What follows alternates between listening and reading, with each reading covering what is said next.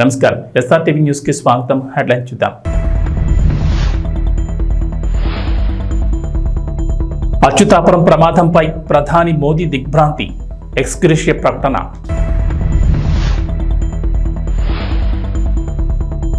కష్టపడి పనిచేస్తున్నాం, మీ సలహాలు కావాలి, సిపిఎం నేతలను రిక్వెస్ట్ చేసిన CM Revanth. Janwada farm house పై కేటీఆర్ స్పందన. తనకు ఎలాంటి ఫామ్ హౌస్లు లేవని క్లారిటీ, తన ఫ్రెండ్ ఫామ్ హౌస్ ను లీజుకు తీసుకున్నట్లు స్పష్టం.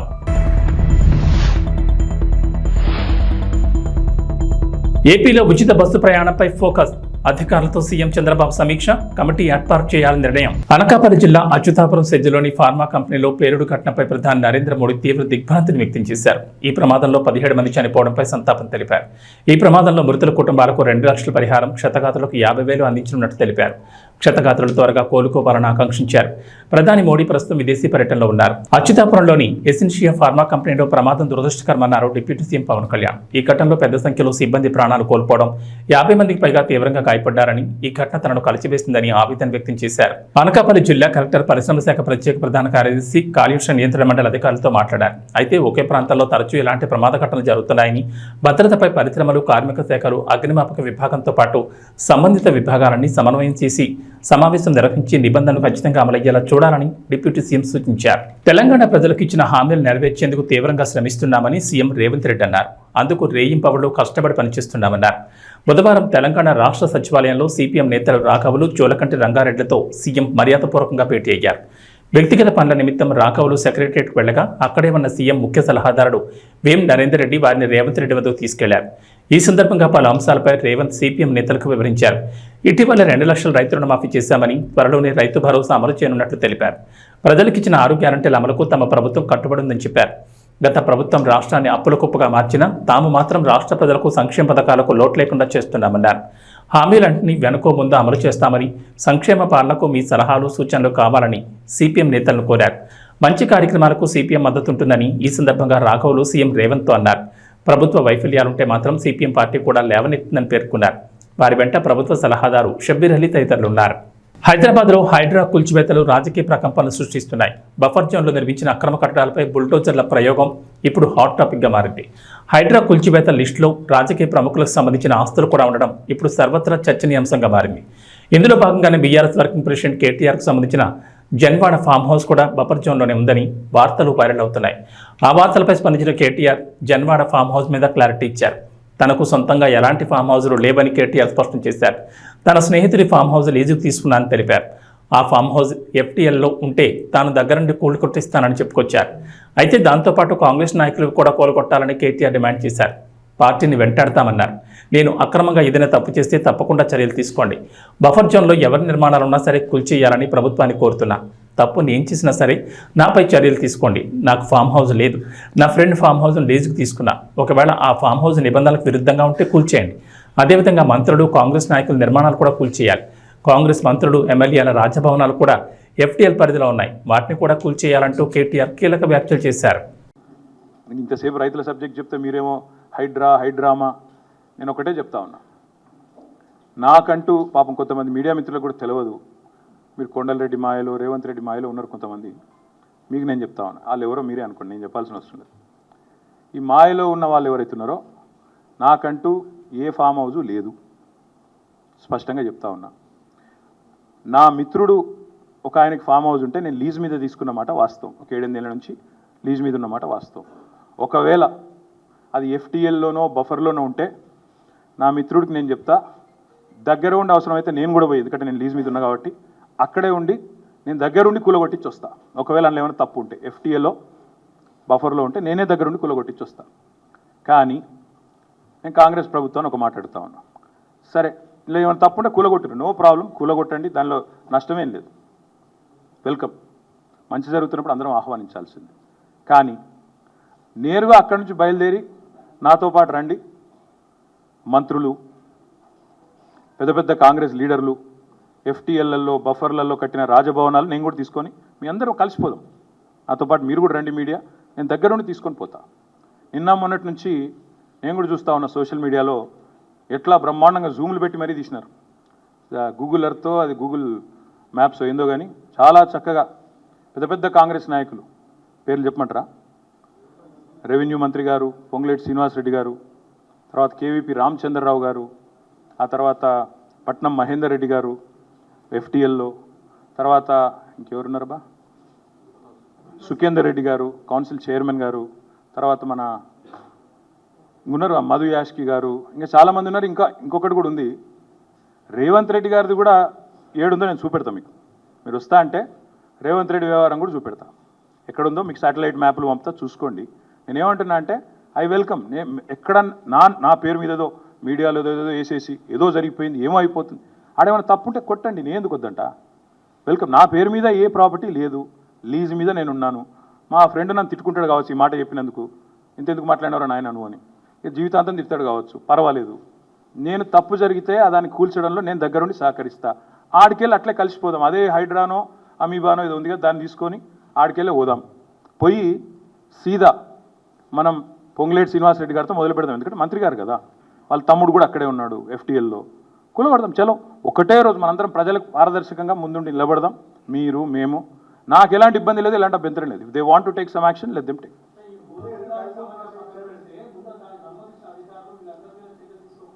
ప్రభుత్వంలో నేను లేను రాజు. సో మీరు పని చేయండి, అడగాల్సిన ప్రశ్న మీరు వేరే దిక్కు పెట్టాల్సింది నా మీద పెడుతున్నారు, మీరు అటు పెట్టండి. వాళ్ళు ఎవరి మీద యాక్షన్ తీసుకుంటారంటే నాకు అభ్యంతరం లేదు బ్రదర్. అధికారుల మీద తీసుకోమను, ఎవరెవరి మీద తీసుకోమను, నాకేం అభ్యంతరం లేదు. నేను అనేదల్లా ఒకటే, తప్పు నేను చేస్తే కూడా చర్య తీసుకోండి, తప్పు కాంగ్రెస్ వాళ్ళు చేస్తే కూడా అక్కడికి వెళ్ళి సీదా కాంగ్రెస్ వాళ్ళకి అడిగి పోదాం.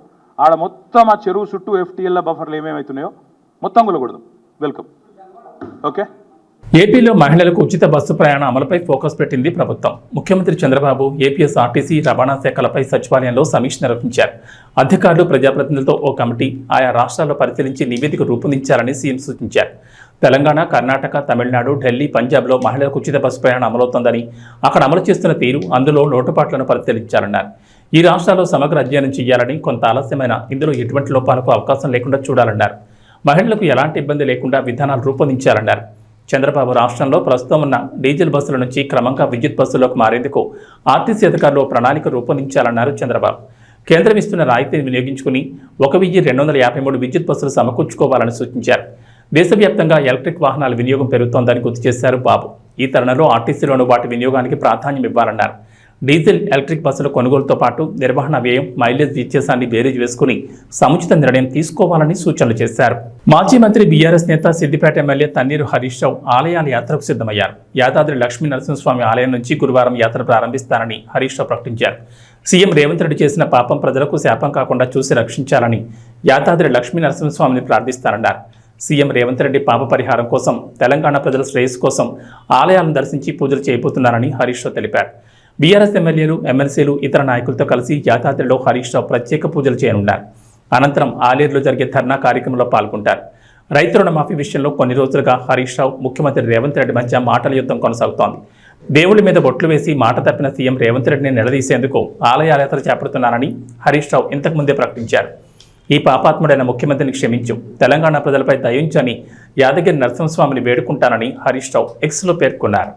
రాష్ట్రంలో 42 లక్షల మంది రైతులకు 31,000 కోట్ల రుణమాఫీ జరగవలసింది ఉన్నది. మేము ఇప్పటిదాకా 22 లక్షల మందికి 17,000 కోట్లు మాత్రమే చేశాము అంటున్నాడు. రుణమాఫీ అయిపోయిందని ముఖ్యమంత్రి అంటాడు. 17 లక్షల మందికి చేసేది ఉందని పొంగులేటి గారు, ఉత్తమ్ కుమార్ రెడ్డి గారు, పొంగులేటి గారు 12,000 కోట్లు ఇచ్చేది ఉందని. ఆ చేసిన 22 లక్షల్లో కూడా ఓ 2 లక్షల మందికి బ్యాంకులో పైసలు జమ కాలే, వాపసు వచ్చినాయని కూడా ఈ విషయం కూడా వ్యవసాయ మంత్రి చెప్పిండు. అంటే 42లో ఇప్పుడు ఎంతమందికి అయినట్టు? 20 లక్షల మందికి అయింది. అయింది తక్కువ, కాంది ఎక్కువ. ఇది నేను చెప్తలేను, వ్యవసాయ మంత్రి తుమ్మల గారు చెప్పిన మాట. 42 లక్షల్లో 20 లక్షల మందికే రుణమాఫీ అయింది, కానోళ్ళు 22 లక్షలు.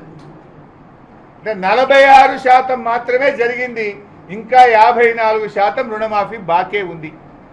అంటే దేవుళ్ళ మీద ప్రమాణాలు చేసి రైతుల్ని మోసం చేసిన ప్రభుత్వం ఈరోజు ఈ కాంగ్రెస్ ప్రభుత్వం, ఈ ముఖ్యమంత్రి రేవంత్ రెడ్డి గారు. ఇది నేను చెప్తుంది కాదు కదా, నీ మంత్రులే చెప్తున్నారు.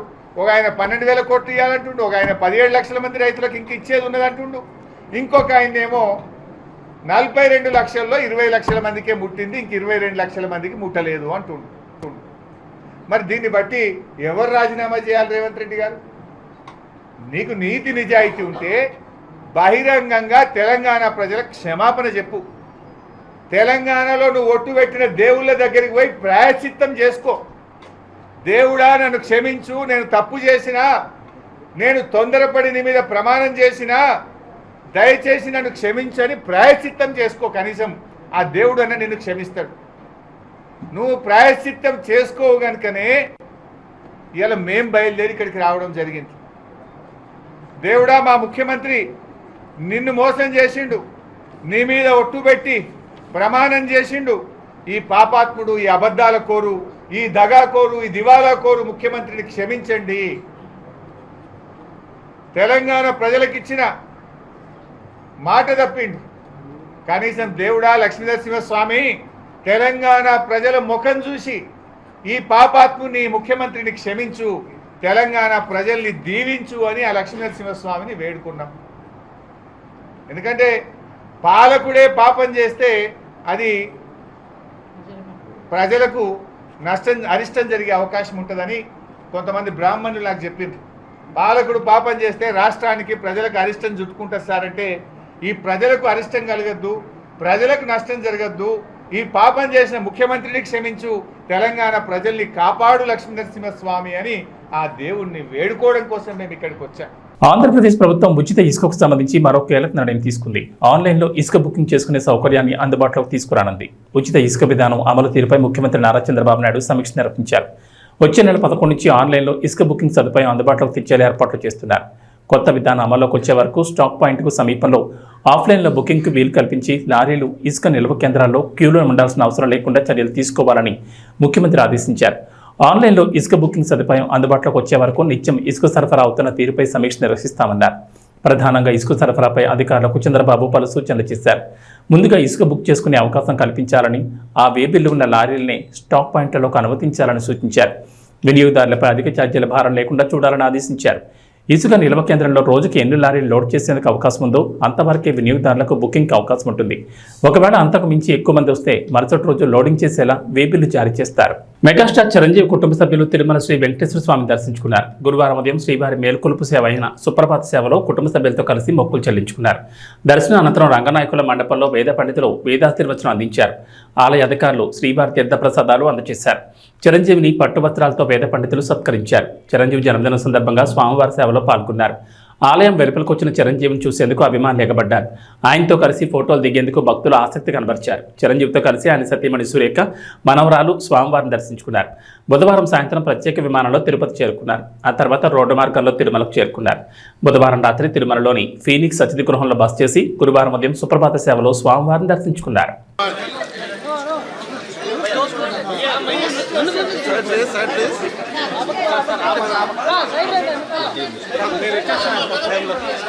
ఎంతసేపు తీస్తారప్ప, ఎంతసేపు తీసుకోండి ప్లీజ్ ప్లీజ్.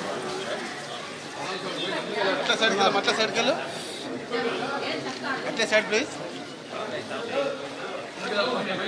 అట్లే సైడ్ తీసుకో.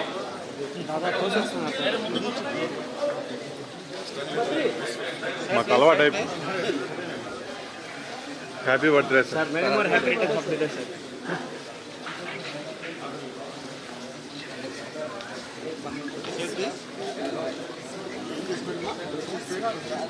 చేతులు పెట్టదండి. దింపుతా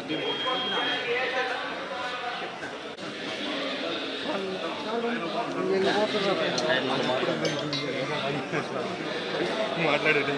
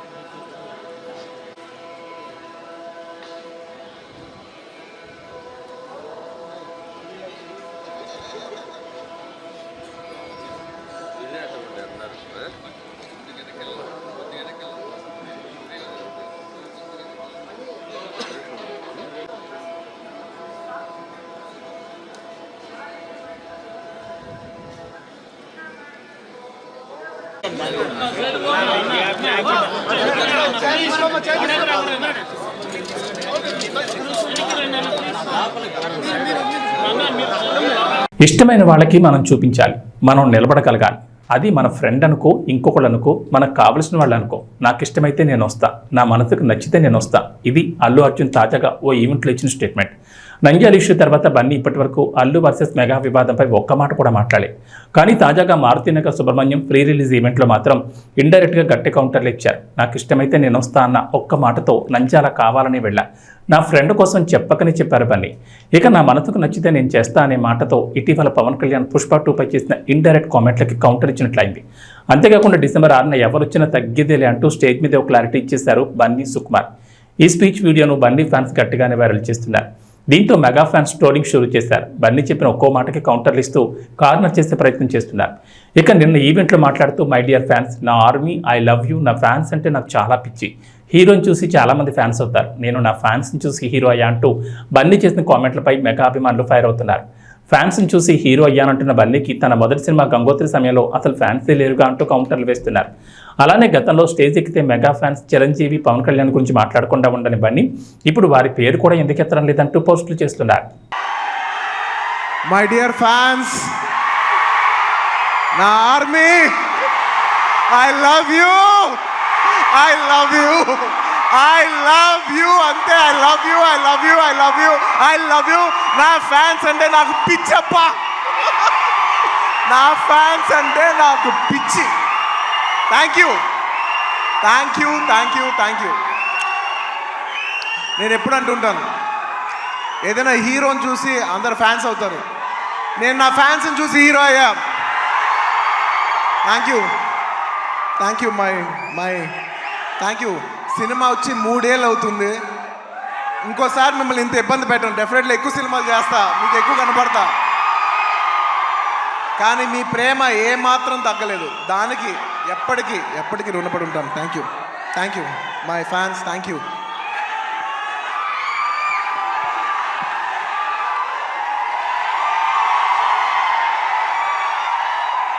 థ్యాంక్ యూ. ఈ ఫంక్షన్కి వచ్చి దీన్ని ఇంత పెద్ద సక్సెస్ చేసిన మీకు, ఈ ఫంక్షన్ని టెలికాస్ట్ చేస్తున్న మీడియా వారికి, స్పాన్సరర్స్కి, అందరికి, ముఖ్యంగా అందరికీ thank you very much. And ఇంకా విషయానికి వస్తే వెరీ సింపుల్. నేను ఇవాళ ఎందుకు ఇక్కడికి వచ్చాను అనేది వెరీ ఆబ్వియస్. ఎందుకంటే సుకుమార్ గారు వైఫ్ తబిత గారు ఈ సినిమా ప్రొడ్యూస్ చేస్తున్నారు. పుష్ప 2 లాస్ట్లో చెప్తా, అది డెజర్ట్ లాంటిది. అది లాస్ట్లోనే చెప్పాలి, అది లాస్ట్లోనే తినాలి. సుకుమార్ గారి వైఫ్ తబిత సుకుమార్ గారు ఈ సినిమా ప్రొడ్యూస్ చేశారు. ఆబ్వియస్లీ మేము క్లైమాక్స్ షూట్ చేస్తున్నాం. ఆ రూమ్ లోపలికి వచ్చి ఆవిడ ఒకటే మాట అన్నారు, నేను ఇలా బన్నీ గారు, నేను ఇలా సినిమా ప్రొడ్యూస్ చేస్తున్నాను, ఎలాగో సుకుమార్ గారు వస్తారు, నేను సుకుమారు మీరు గారు కాకుండా మిమ్మల్ని కాకుండా నేను ఇంకెవరిని అడుగుతాను అన్నారు. ఇంకా ఆ మాట తర్వాత ఇంకా డిస్కషన్ లేదు, మాటలు లేవు, మాట్లాడుకోవటం లేవు. ఆబ్వియస్లీ నాకు సుకుమార్ గారు అంటే ఎంత ఇష్టం ఏంటి అని నేను మాటలో చెప్తే చాలా స్టూపిడ్గా ఉంటుంది. ఆవిడ అడిగిన వెంటనే మీరు నమ్మరు, క్లైమాక్స్ చాలా టఫ్ షూట్. నేను జనరల్లీ అనను ఈ మాట. నేను ఇప్పటివరకు చేసిన క్లైమాక్స్లోనే one of the most difficult climax, చాలా టైరింగ్ క్లైమాక్స్. అంత సిచ్యువేషన్లో కూడా ఆవిడ అన్న వెంటనే వస్తున్నాను తబిత గారు, ఇంకా మీరు ఆ మాట అనిన తర్వాత, ఎందుకంటే ఇష్టమైన వాళ్ళకి మనం చూపించాలి, మనం నిలబడగాలి. యూనో మన ఫ్రెండ్ అనుకో, ఇంకోళ్ళు అనుకో, మనకు కావాల్సిన వాళ్ళు అనుకో, నాకు ఇష్టమైతే నేను వస్తా, నా మనసుకు నచ్చితే నేను వస్తా. అది మీ అందరూ తెలిసిందే. ఇక వాతావరణ విషయానికి వస్తే తెలంగాణలో వర్షాలు వేయడం లేదు. గత కొద్ది రోజులుగా రాష్ట్రంలో ఎడతెరిపి లేకుండా వర్షాలు కురుస్తున్నాయి. మంగళవారం అయితే వర్షం బీభత్సం సృష్టించింది. హైదరాబాద్ నగరంలో రికార్డు స్థాయిలో వర్షపాతం నమోదైంది. ఈ నేపథ్యంలో తెలంగాణలో వర్షాలపై హైదరాబాద్ వాతావరణ కేంద్ర అధికారులు కీలక అప్డేట్ ఇచ్చారు. రాష్ట్రంలో 5 రోజుల పాటు వర్షాలు కురుస్తాయని చెప్పారు. పలు జిల్లాల్లో భారీ వర్షాలకు ఛాన్స్ ఉందన్నారు. వాయువ్య బంగాళాఖాతం, దాన్ని ఆనుకుని ఉన్న పశ్చిమ మధ్య బంగాళాఖాత ప్రాంతాల్లో వాయుగుండం కేంద్రీకృతమై ఉందని చెప్పారు. ఆ వాయుగుండం నేడు తెల్లవారుజామున పూరి, చిలుక లేక్ మధ్య తీరాన్ని దాటినట్లు వెల్లడించారు. అది పశ్చిమ వాయు దిశగా కదులుతున్నట్లు పేర్కొన్నారు. దీని ప్రభావంతో నేడు ఉత్తర తెలంగాణ జిల్లాల్లో భారీ నుంచి అతి భారీ వర్షాలు కురుస్తాయన్నారు. కొన్ని జిల్లాల్లో అయితే అత్యంత భారీ వర్షాలు కురిసే ఛాన్స్ ఉందని తెలిపారు. ఏపీలో వర్షాలు కురుస్తాయంటోంది వాతావరణ శాఖ. ఇవాళ పార్వతీపురం, మన్యం, అల్లూరి సీతారామరాజు, కాకినాడ, డాక్టర్ బిఆర్ అంబేద్కర్, కోనసీమ, తూర్పుగోదావరి, పశ్చిమ గోదావరి, ఏలూరు, కృష్ణా, ఎన్టీఆర్, ప్రకాశం, నెల్లూరు జిల్లాలోని కొన్ని ప్రాంతాల్లో తేలికపాటి నుంచి ఓ మోస్తరు వర్షాలు పడే అవకాశం ఉందంటున్నారు.